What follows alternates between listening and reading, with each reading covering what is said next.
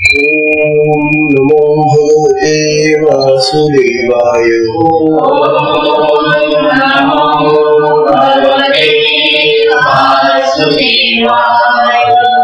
ओम नमो भगवते वासुदेवाय। ओम नमो भगवते वासुदेवाय।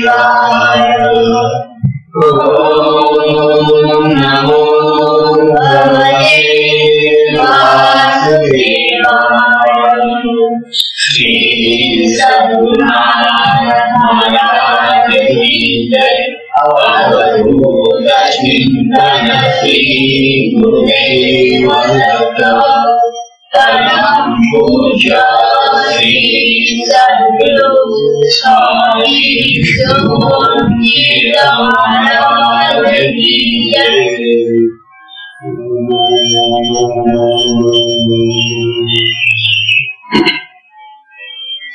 ओम नारायणं पद्मनाभं वशिष्ठं शक्तिविजितत्वपराशरं व्यासं शुकं गौडपदं महान्तं गोविन्दयोगीन्द्रभाषितं श्रीशङ्कराचार्यमठास्य पद्मपादं च हस्तामृतं च शिष्यम्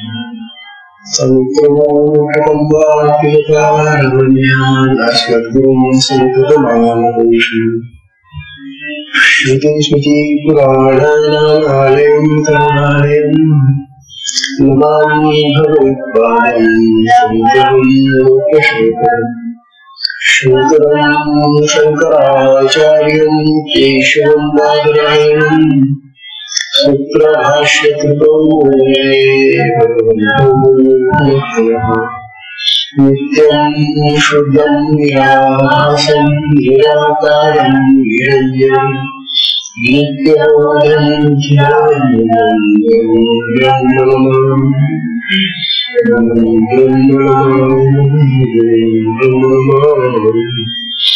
ईश्वर गुरु आत्मेति बुद्धिभेद विभागिने व्यक्त देहाय दक्षिणामूर्ते नमः।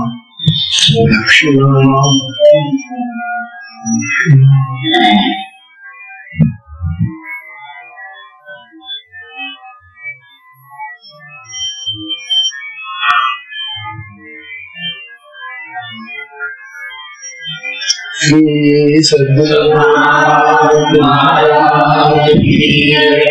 अवधूत चिंतन श्री गुरुदेव दत्त। परम पूज्य श्री सद्गुरु स्वामी सुखदेव महाराज की जय। परम पूजनीय श्री सद्गुरु स्वामी शिवानंद सजी महाराज यांच्या असीम कृपा प्रसादाने हा शक्तिपात मार्गाचा सत्संग सुरू आहे।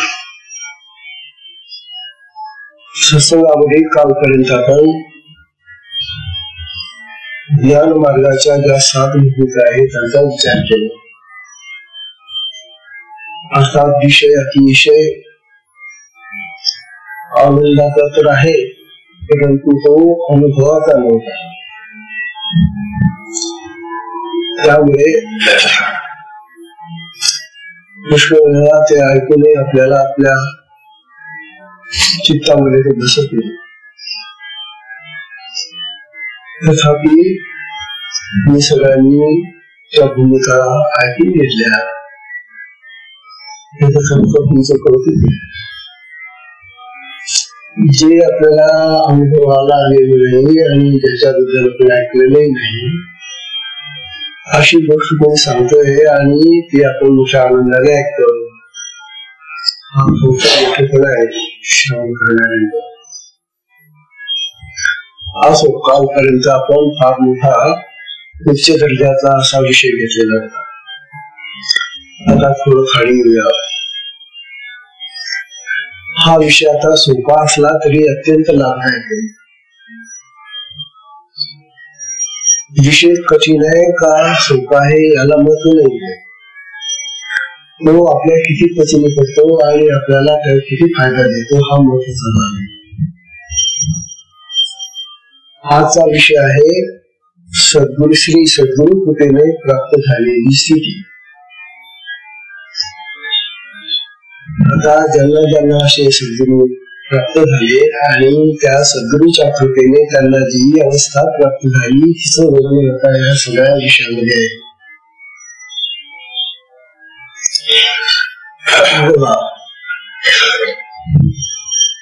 आता पाहतो आपण आत्मसाक्षात्कार, आत्मानुभव, ब्रह्मज्ञान, जीवनमुक्ती, विदेहमुक्ती, तुर्यावस्था, ब्रह्मस्थिती इत्यादी अध्यात्मातल्या सर्वोत्तम अवस्थांचा परिचय शाब्दिक ज्ञानाने घेतला.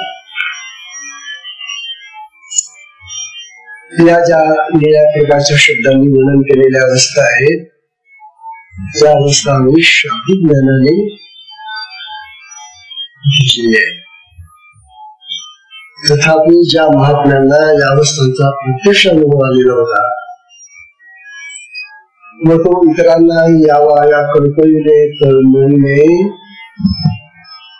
ज्यांनी आपल्या काव्यांमधून आपल्या अभंगांमधून साहित्यामधून अभिव्यक्त केलेला आहे, अशी काही उदाहरणे आता बघायची. आपल्याला शक्तिपात दीक्षा झालेली आहे आणि ही शक्तिपात दीक्षा आणखी पुन्हा कुणाला किंवा कुठे झाली हे पाहिल्याने आपल्याला असा भरोसा खात्री येईल की आपण योग्य मार्गाने हा सुरुवात चाललेला आहे. हा विषय आहे शक्तिपात मार्गाचा. हा केव्हापासून सुरू झाला असा स्वाभाविकच प्रश्न आपल्या पुढे असतो. तर हा शक्तिपात योग मार्ग भारताच्या आध्यात्मिक संस्कृतीतील एक अनुकूल वैशिष्ट्य आहे. आपली संस्कृती फार थोर संस्कृती आहे, पण दुर्दैव आता या कालामध्ये असं आलेलं आहे की आता आपल्याला आपल्या संस्कृतीचाच परिचय नाही आहे. आणि आजचा जो विशेषतः भारतातला जो प्रभाव आहे लोकांचा, ही माणसं आपल्या संस्कृतीपासून दूर चाललेली.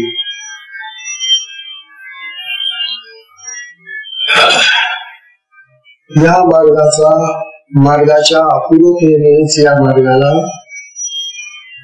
श्री संत ज्ञानेश्वर महाराजांनी पंथराज असं नाव दिलं.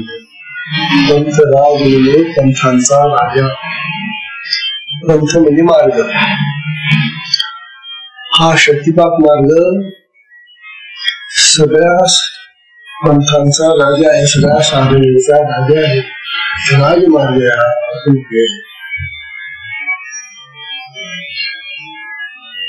श्री सद्गुरूंच्या कृपा प्रसादाने शिष्याची सुप्त शक्ती जागृत होऊन या मार्गाची सुरुवात होते. आता याचा अनुभव आपल्या सगळ्यांना आहे. हे शक्तिपात मार्ग सुरू केव्हा होतो तर शक्तिपात करणारे सद्गुरू जेव्हा दीक्षा देतात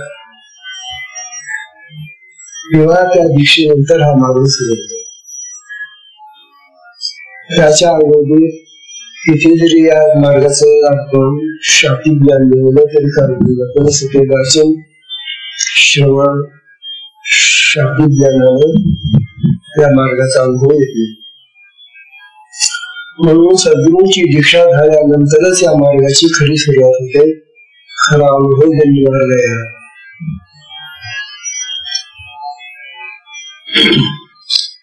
केव्हापासून सुरू झाला हा मार्ग तर वेद काळापासून आजपर्यंत चालू आहे.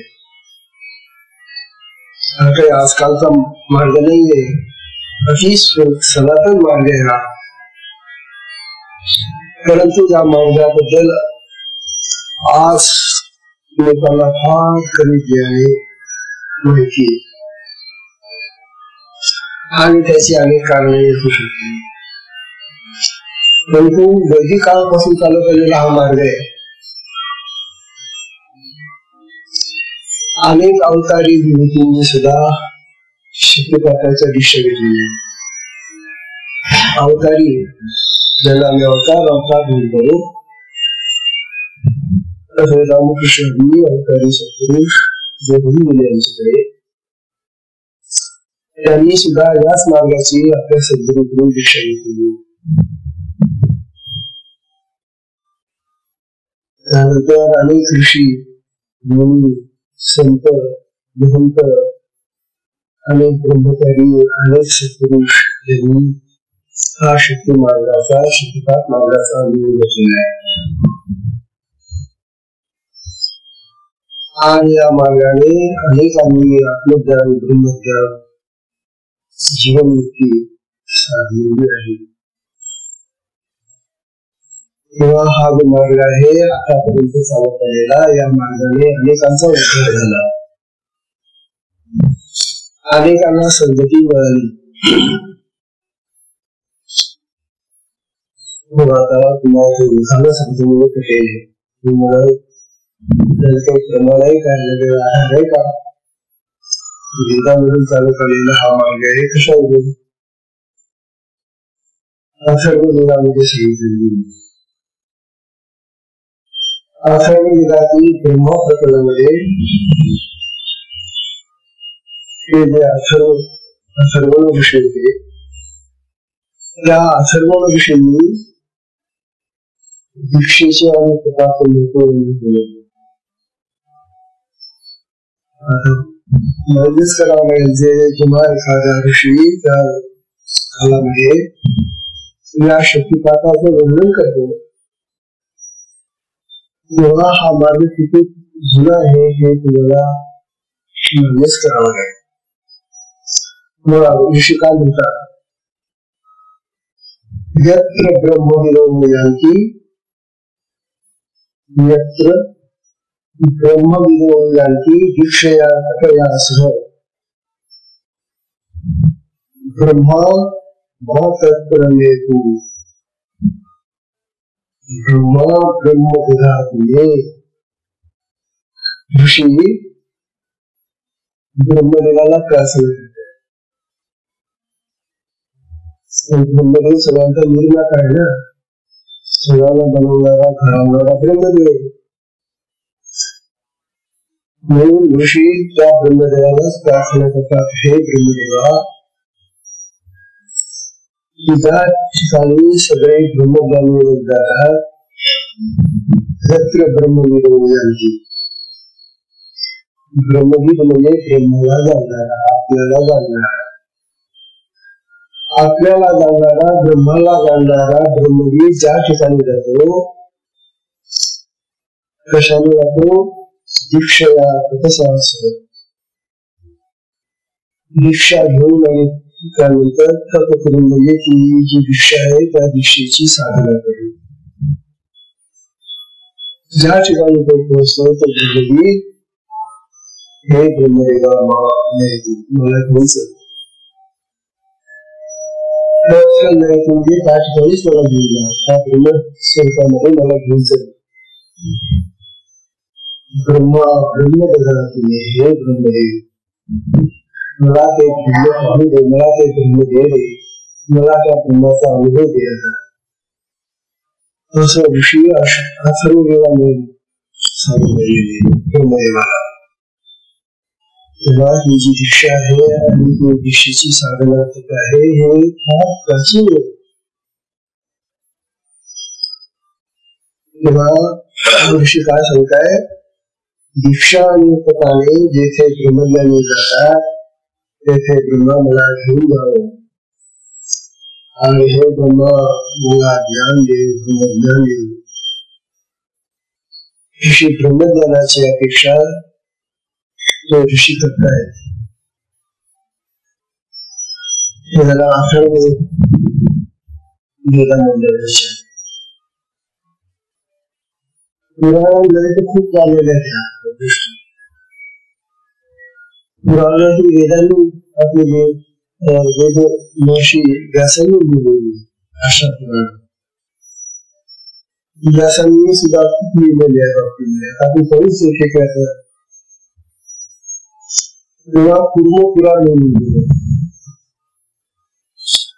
या पूर्वपुराणामध्ये महायोगाची परंपरा सांगितलेली आहे. आणि महायोग मार्ग याची परंपरा पूर्वपुराणामध्ये सांगितलेली आहे. प्रथम भगवान शंकरांनी भगवान नारायणांना हा योग सांगितला. शिवाचे प्रथम मुद्दाते आहे.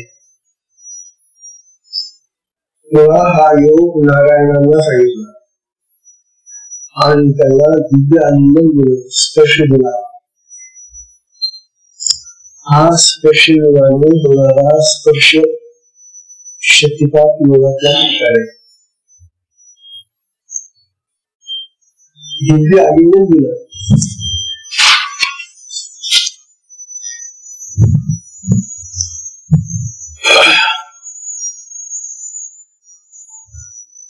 नारायणांनी करून सनत कुमारांना हा योग दिला.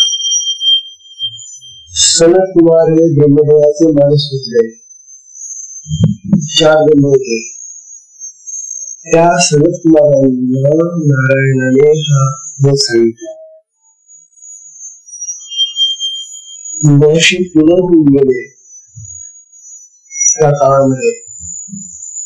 त्या पुनःनी हा योग शक्ती संक्रमणाने संबंधांना दिला. संबंध हा एक सनत कुमाराचा लहान भाऊ आहे. त्याला हा योग दिला.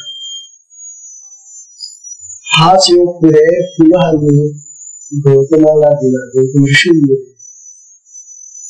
पुन्हा ऋषी गेले. म्हणजे या ऋषिकुमारांमधून सुद्धा हा योग चालत आलेला आहे. पुढे ऋषी गौतम ऋषीला शक्तिपात देतात. पुढे अंगिरा ऋषींनी वेदज्ञाचे भारद्वाज ऋषींना दिला.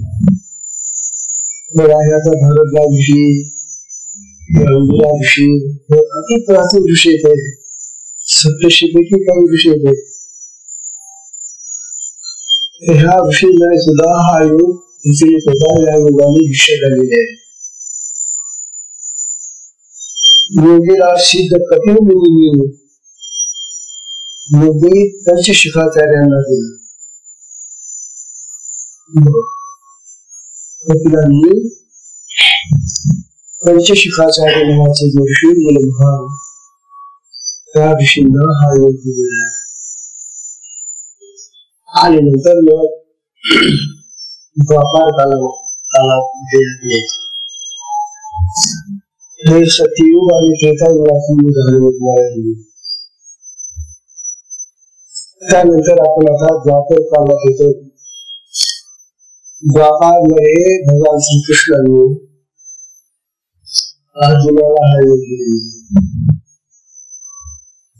ही दीक्षा भगवान श्रीकृष्णांनी दिलेली आणि त्याच्या अगोदर भगवान श्रीकृष्णांना संगीत दिलेली आहे. ते पुढे पाहू आपण.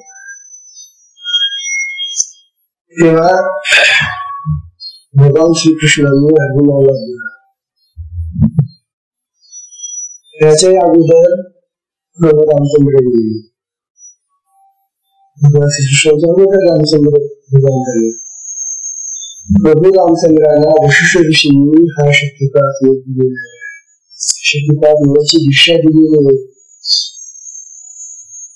आणि त्यांनी मोठी सुंदर ग्रंथ रचना केली आहे. योगा संबंधी लोकांना म्हणून नुसती दीक्षा देऊन भरलेले ते वशिष्ठांनी या शक्तिपात योगाची अतिशय सुंदर माहिती देऊन ठेवलेले योग वाशिष्ठ नावाचा ग्रंथ आहे. तुम्हाला हा संस्कृत मध्ये योग ग्रंथ आहे काही जुने ग्रंथ कोणी वाचतही मिळत नाही, त्यामुळे कोणी छापत नाही. आपण काय करणार कोणी वाचत नाही तर? हा ग्रंथ 20-25 वर्षापूर्वी मला जो मिळाला तो अंबेडच्या तत्वज्ञान केंद्राचा लायब्ररीला. अंबेडची लायब्ररी जी आहे त्या ठिकाणची ती अतिशय समृद्ध अशी लायब्ररी होती. खूप पैसा उठलेला आहे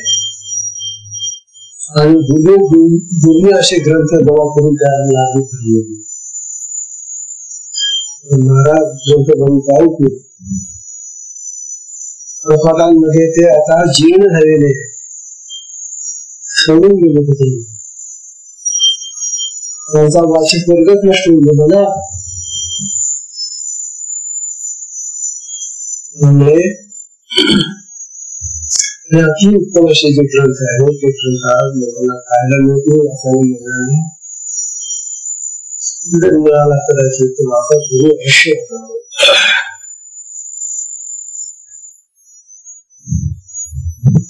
तेव्हा वैशिष्ट्यांनी फार सुंदर असं वैशिष्ट्य मागच्या 7 भूमिका ज्या तुम्हाला मी सांगितल्या त्या योग वैशिष्ट्याच्या भूमिकेने असं समजून जर कुठल्याही ग्रंथाला येते नाही वैशिष्ट्यात अभिनत नाहीये.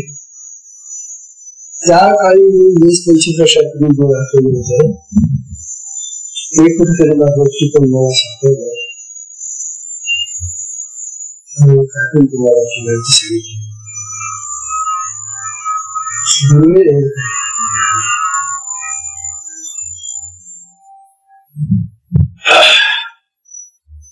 काही महत्वाच्या रचना पण झाल्या. प्रभू रामचंद्रांनी शक्तिपाताची दिशा देताना स्वतः विश्वामित्र ऋषी त्या बाजूला बसलेले होते. ही काय अशी खोटी गोष्ट नाहीये. एकांता दिशा झालेली ती प्रभू रामचंद्रांना.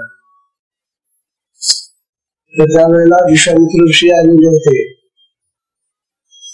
आणि त्यांच्या समक्ष ती दिशा प्रभू रामचंद्रांना दिली. म्हणजे विश्वामित्र ऋषी त्याचे प्रत्यक्ष साक्षीदार आहे.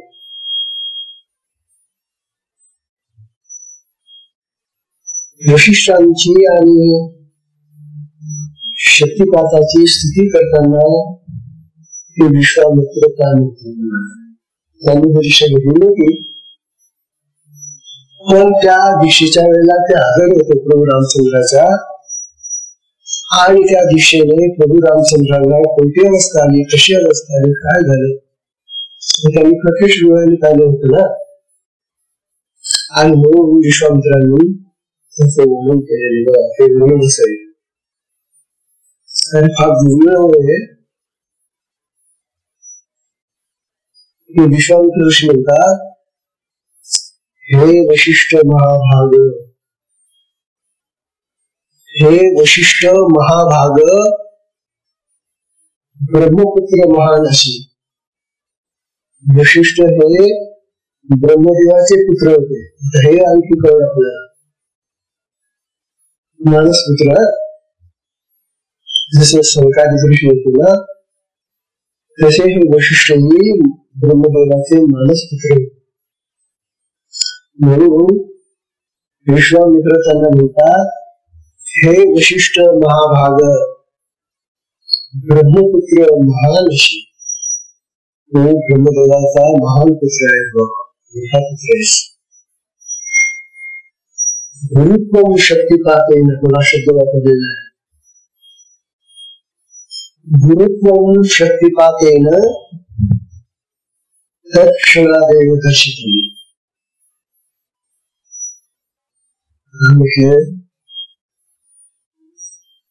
विश्वामित्रांनी म्हटलेलं बरं आहे. म्हटलं गुरुत्व, अरे तुझं गुरुत्व सिद्ध होऊन गेलं.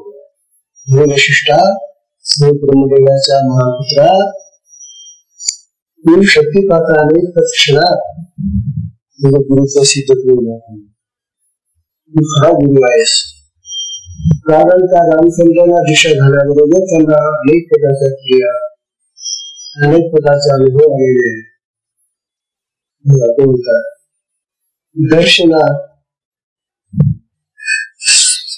दर्शनात शब्दात हृदया शिष्य देहिके जने उद्यहा समावेशम शांभवम सविवेशित.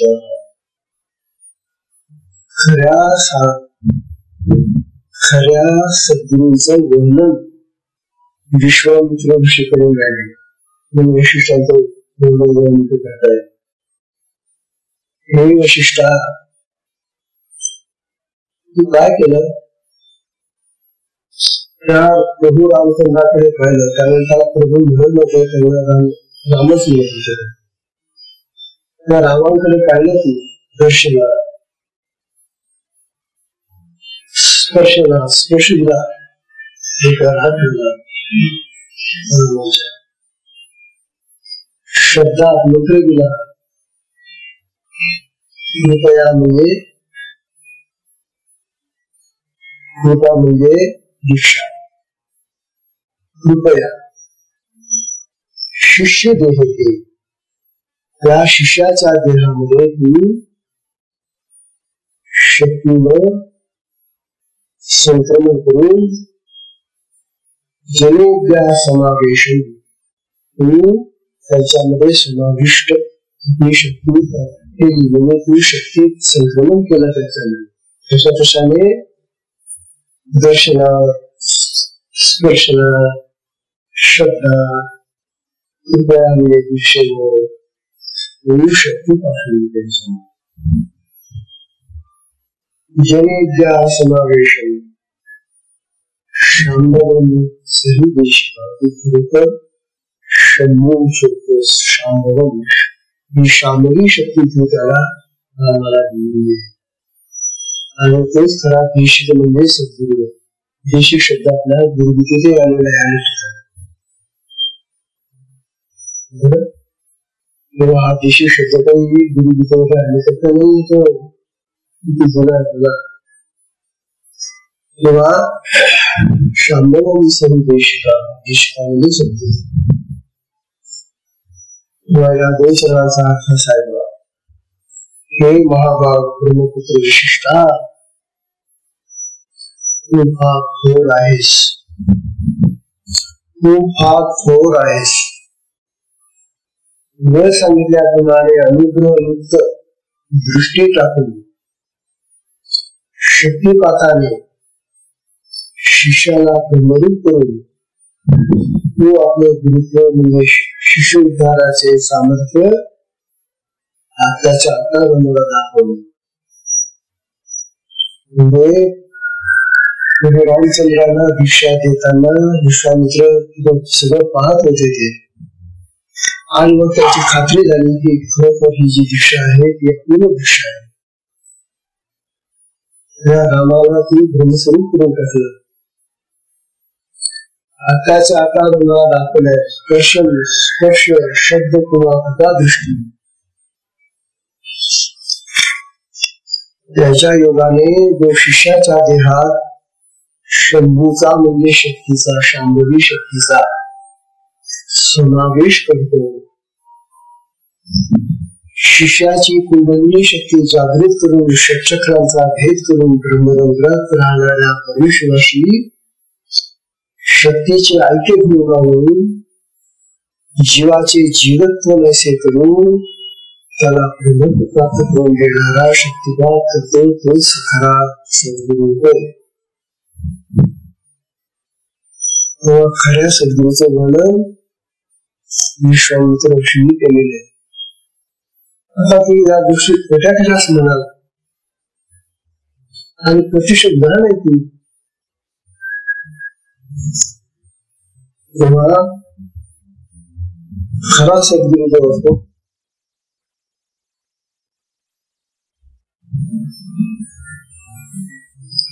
या सगळ्या जुन्या पुराणाच्या गोष्टी बऱ्या सगळ्या. बाल ध्रुवाला मधुवनामध्ये तो दिला आणि त्या ठिकाणी तपश्चर्या करत बसला. आईने सांगितलं होतं का तपश्चर्या कर मग तुला मिळते म्हणून तो बालक मुरुडामध्ये जाऊन तपश्चर्याला बसलेला आता डोळे लावून बघतो आणि तपश्चर्यामध्ये तुला काहीच माहिती नव्हतं काय करायचं. लहान होता तो 5 वर्षाचा एवढा होता. त्याला त्याच्या सावत्राने लाथ मारली होती आणि त्यामुळे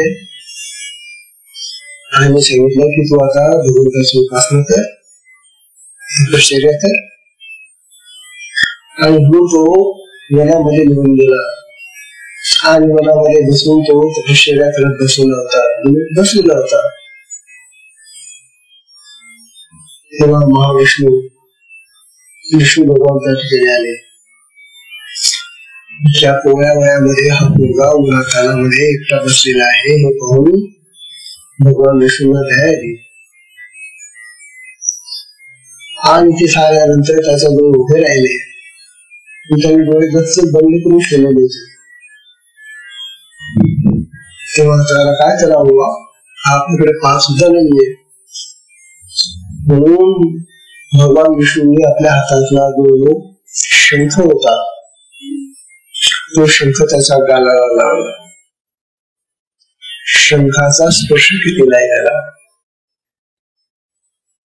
तो शंखाचा अत्यंत मऊ असा स्पर्श त्याच्या गालाला लागल्यावर त्याने डोळे उघडले आणि डोळे उघडून पाहतो तो भगवान विष्णू आपल्याकडे उभे.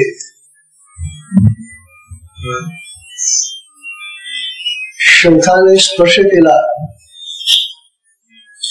त्याचं वर्णन पुढे संत ज्ञानेश्वर महाराजांनी टीकामध्ये केली. आता ज्ञानोबा खोटं वर्णन कथित आहे पण त्यांनी पुराणात ते वर्णन वाचलेले ना. ज्ञानोबा म्हणतात ना तरी मधुवनी ध्रुवाशी केले जैसे कपोल शंके शिवतले. मधुवनामध्ये ध्रुवाला ज्याप्रमाणे केलं काय केलं जैसे कपोल शंखे शिवतले त्याचा कपोल गालाला शंखाचा स्पर्श केला आणि वेदांचेही मती ठेले ते लागला बोलो. आणि जे वेदांना बोलता येत नाही अशा शब्दांमध्ये तो ध्रुव बोलायला लागला. प्रक्रिया आहे. अरे लहानसा बाळ त्याने कधी वेद पाहिलेली काही नाही आणि भगवान विष्णूच्या त्या शंखाचा गालाला स्पर्श होता बरोबर त्याच्यामध्ये शक्ती संक्रमण झाली आणि वेदांना सुद्धा ते सांगता येत नाही ते भगवंताचं स्वरूप त्या शब्दांनी बोलू लागला. हा जो चमत्कार आहे हा चमत्कार शक्तिपातानेच घडू शकतो. ही शक्ती संक्रमणाची क्रिया आहे आणि वेदांचे ही मती ठेले हे लागला बोलू. श्री भगवान दत्तात्रेयांनी आता अर्जुनाला यदुराजाला असाच आता ही सगळं त्यांची जुनी कथा आहे. त्रेतायुगाची भगवान दत्तात्रेय चारी अवतारामधले चारी युगाचे अवतार पुरुष. तेव्हा भगवान दत्तात्रेयांनी यदुराजाला आलिंगन दिलेले आहे आणि ही स्पर्श दीक्षा झाली त्याला.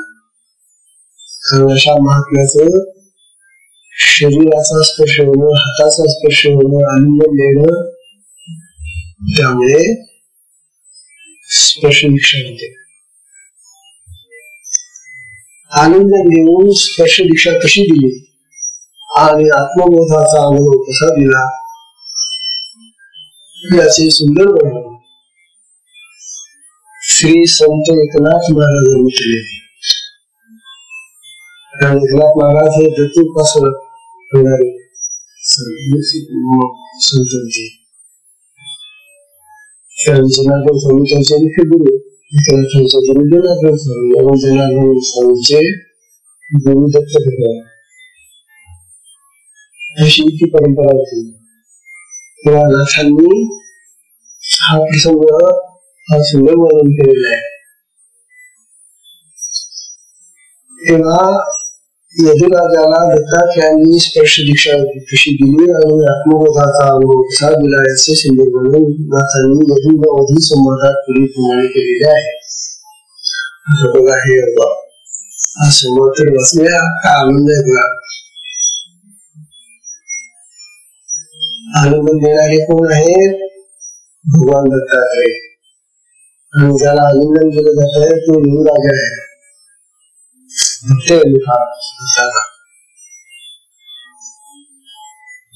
आता याही करी पाहता माझा गुरु एकता, एक तेथे दुजेपणाची वार्ता नाही सर्वथा यदुराया.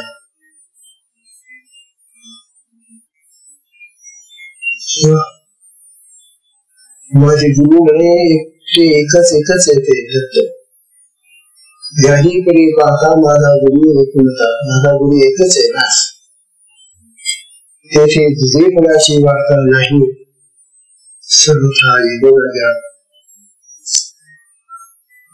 यदुराजा दुसरा कोणीही गुरु नाहीये, माझा गुरु एकच एक आहे. अशी सद्गुरु कथा सांगितलेली परमार्था हरिखे आनंदला लोकनाथा दोघा ऐक्यता निजबोधे. तेव्हा सद्गुरूची ही कथा त्यांनी त्या यदुराजाला ऐकून सांगितली परमार्था होण्यासाठी. हरिखे म्हणजे आनंदाने हर्षाने, आनंदला लोकनाथा दोघा ऐक्यता निजबोधे. आणि आत्मबोधाने आत्मज्ञानाने ते दोघा स्वरूपाने एक होईल.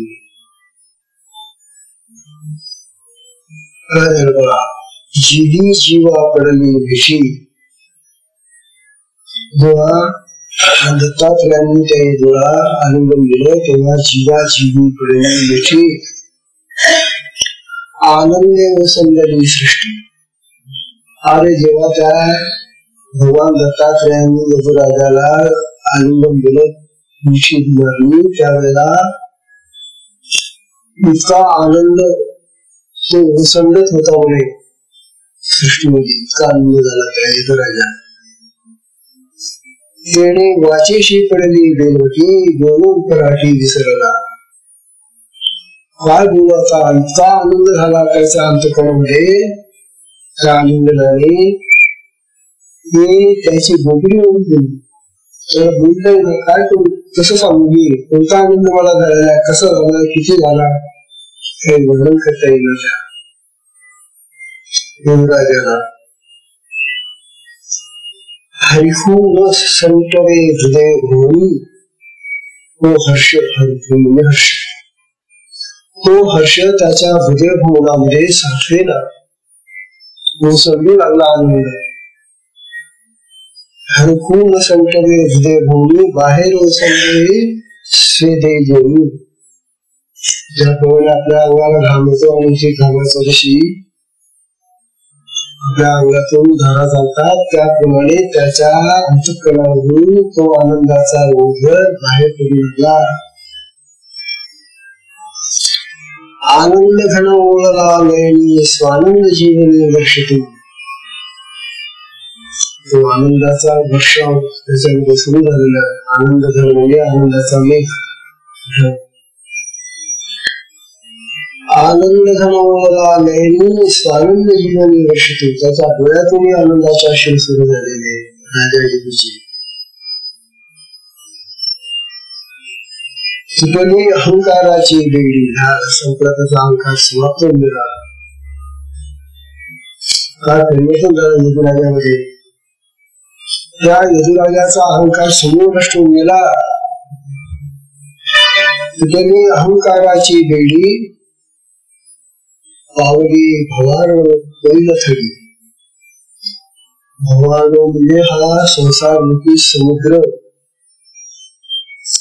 या संसार रूपी समुद्राच्या पहिल्या फिरायला तो यजुराजा घेऊन पोचला. मोक्षाला गेला. पावली भवानो बैलथडी म्हणून रोमांच गुली जितली गाढी अविद्या. गाढ अविद्या असताना सुद्धा ती गाढ अविद्या पाव नष्ट होऊन आनंदाची गुली भरली.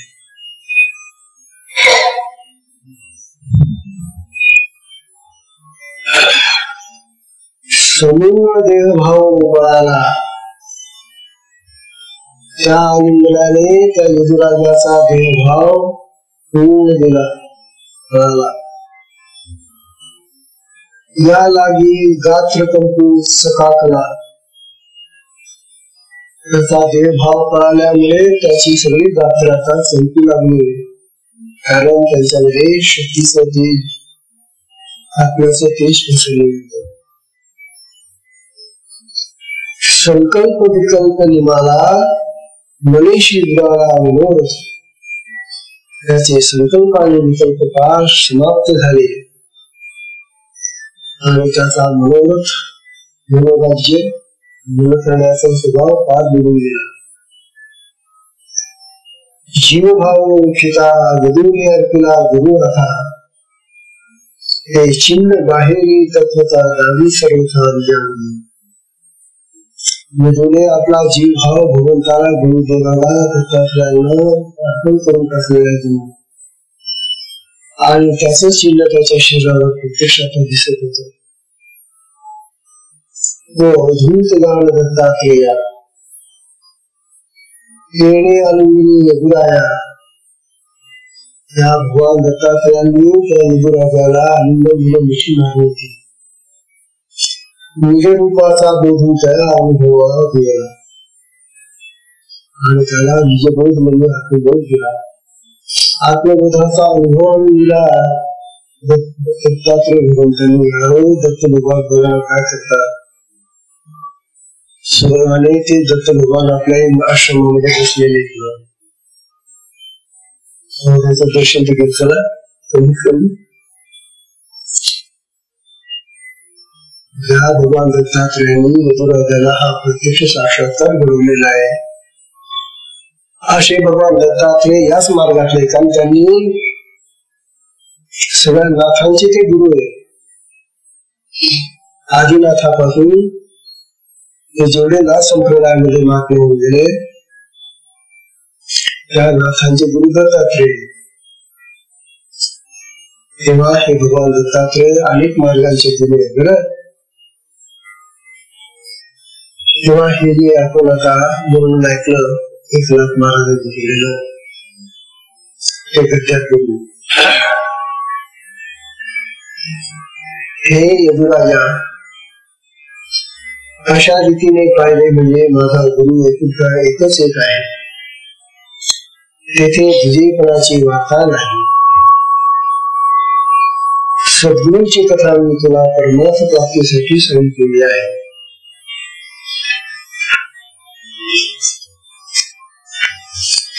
असे बोलून यजुराजाने आनंदाने राजाला आलिंगन भगवान दत्तात्रयांनी त्याचा आधी शाब्दिक उपदेश केला होता.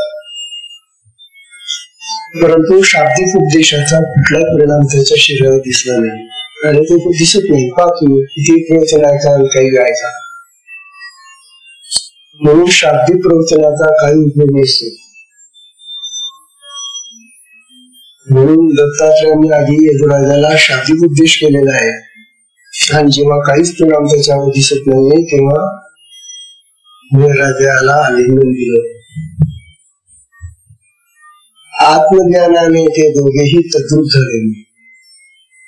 दत्तात्रय आत्मस्वरूपात असत. सृष्टीला आनंदाचे भरते आले, त्यामुळे वाचा त्याची बंद झाली. उलट पक्ष घेऊन न बोलण्याचे तो विसरला. त्याला तर काही सांगताही येत नाही, बोलताही येत नाही. त्या आनंदाच्या भरामध्ये त्याची वाणी गमली. अंतःकरणात आनंद न मावल्यामुळे तो घामाच्या रूपाने बाहेर पडला. आनंदातिशयामुळे त्याच्या अंगावर रोमांच उभे राहिले, घाम सुटला. आनंदरूपी मेघ म्हणजे अश्रू डोळ्यात आले. प्रेमाश्रूंचा वर्षाव झाला. अहंकाराची बेडी तुटली. भवसागराच्या पैलतीराला जाऊन पोचली. रोमांच पताका उभारली. अविद्येला पार जिंकलं. देहभाव पार पळून गेला. संकल्प विकल्प नाहीसे झाले. मनोरथ मनासह बुडाला. यदुराजाने सर्व जीवभाव सद्गुरूंना अर्पण केला. तो अद्वैत साक्षात दत्तात्रेयच होता. त्याने यदुराजाला अनुभव दिलं आणि त्या आत्मस्वरूपाच्या ज्ञानाचा अनुभव त्याला दिलेला आहे. अशा तऱ्हेनं हे जे मी तुम्हाला हे सांगून राहिलो, एवढ्यासाठी सांगून राहिलो की आपली साधना किती किती प्राचीन आहे. आणि केवळ दत्त संप्रदायाच असं नाही, तर आता बघा तुम्ही पुढे प्रत्येक संप्रदायातल्या संतांनी दीक्षा घेतलेली. लोक विसरून गेलेले या शक्तिपाठाला, या शक्ती संप्रदायाला. तेव्हा ही शक्तिपाठ दीक्षा म्हणजे 4 प्रकारे होते. स्पर्श दिला जातो, आलिंगन होतो त्यावेळेला, शब्द म्हणजे मंत्र नाम दिले जात. त्यानंतर दृष्टिपात होतो, दृष्टीतून सुद्धा शक्ती संक्रमण होते आणि संकल्प असतो. अशा प्रकारे ही 4 पद्धतीने दिली जाणारी शक्तिपात दीक्षा ही किती प्राचीन आहे हे आपल्या साधकांना कळावं आणि त्याचं महत्व जाणावं म्हणून हा उद्योग आहे. हा विषय इतका उपयुक्त आपल्याला आपल्या अंमलच्या साधकांच्या दृष्टीने फार उपयुक्त आहे. असं समितीला तसंच वातावरण काही सांगायला नको आहे. तेव्हा सगळ्याची वेळ संपली. तुमचा हा जो विषय आहे तो फार अन्य आहे आणि सोपा आहे. आता आपल्याला समजेल अशा तऱ्हेचा आहे, आपल्या ज्ञानामध्ये भर टाकणारा असा विषय. आजच्या सत्संगाला आहे विश्रांती. हरिओम.